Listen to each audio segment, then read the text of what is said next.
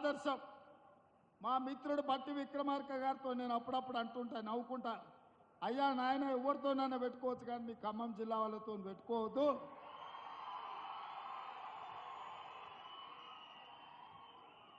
ఎందుకంటే ఎంత దూరమైనా మీరు అనుకున్న దానికోసం కొట్లాడతారు.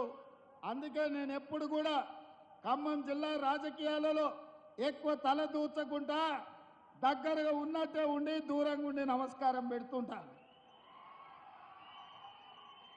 ఆనాడు వైఎస్ రాజశేఖర రెడ్డి గారు ముఖ్యమంత్రిగా ఉన్నప్పుడు కూడా ఢిల్లీ పెద్దలు చెప్పిండ్రు, ఉమ్మడి రాష్ట్రంలో 23 జిల్లాలు ఉంటే నువ్వు 22 జిల్లాలకే ముఖ్యమంత్రివి, ఖమ్మం జిల్లాలో మాత్రం ప్రతి కాంగ్రెస్ పార్టీ కార్యకర్త ఒక ముఖ్యమంత్రి ఉంటాడు, వాళ్ళ సమస్యల మీద వాళ్ళే కొట్లాడుకుంటారు, వాళ్ళకు వాళ్ళే నాయకత్వం వహించుకుంటారు, వాళ్ళకు వాళ్ళే పార్టీని గెలిపించుకుంటారు.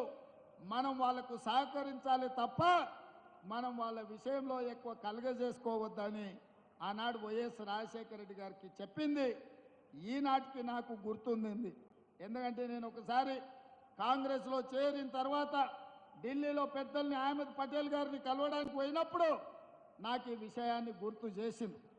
అందుకే మిత్రులారా, ఈ ఖమ్మం జిల్లా చైతన్యవంతమైన జిల్లా, ఈ ఖమ్మం జిల్లా దేశ రాజకీయాలకు ఒక దిక్సూచి, రాబోయే మార్పును జరగబోయే పరిణామాలను ముందుగానే గుర్తించి ఈ దేశ ప్రజలకు ఏది మంచిదో ఆ రకమైన నిర్ణయం చేయడంలో మీరందరూ కూడా దిట్ట.